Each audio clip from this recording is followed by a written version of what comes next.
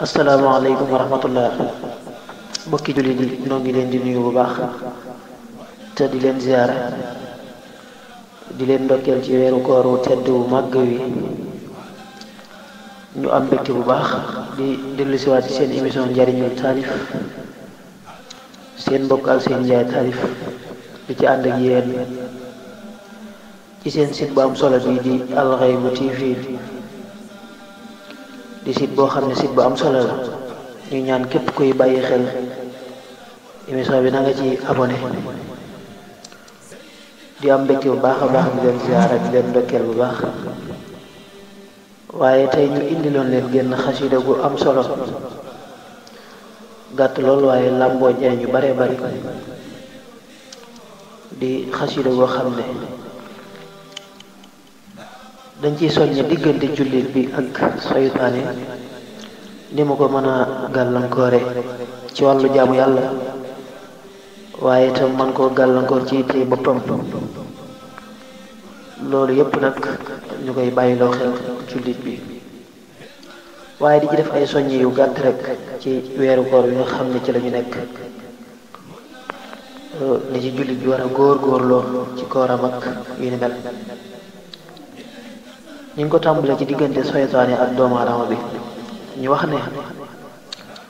saytaane kuy dem mu ne la doo dem ngir mënulaa dem jékku la jekkil ku ne damay xëy mu ne la bul xëy tey du bisub xëy wopp nga tëddal nii rekk lay def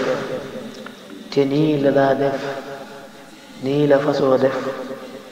waaju ko nangul day ngëba ngab nit day naxakay not ba dootu def nit jullit bu dëggal bàyyi la saggan képp ku saggan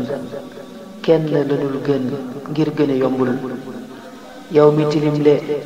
sa xol tilimle sa kër tilimle dex gaa ngi fóotal ngalla na ngay woor sa xol bi nay woor sa cër yi nay woor kon lee nga laa bal koor nag du bàyyi lekk te bàyyi naan na nga bàyyi lu mën la yàqal del fuglu sa koor xalaat yi nay woor sa lépp nay woor def ko sa wéttal mbaate nga def ko nim ndox te def ko niw ñam te def ko ni sér yi ngay sol bul di ko fàtte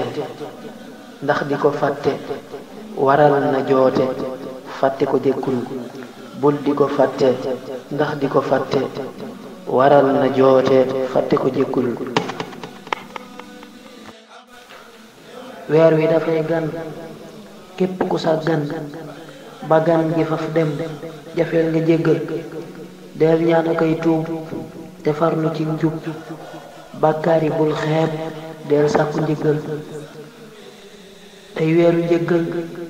di weeru ndimbal ko wotana dimbal yiw waa ngi jàppal allahumma salli ala sayyidina muhammadin wa sallam tubarkal la muy xasida boo xam ne bu mat a bàyyi xel ci di ci góorgóorlu bu baax a baax weer wi comme que dafay gane te bu jeexee balay ñëwaat déwén dafay am solo ñu góorgóorlu ci bu baax a baax ñuy jéggulu bu baax a baax ci kàddu yi di jaare mbooleem bokki taalibe yépp rek ñu leen ko waxee woon képp koy bàyyi xel émission bi nga fexe ba abonné ci site bi muy jàllale ay émission yu am solo ci wàllu diine ak actualité yépp rek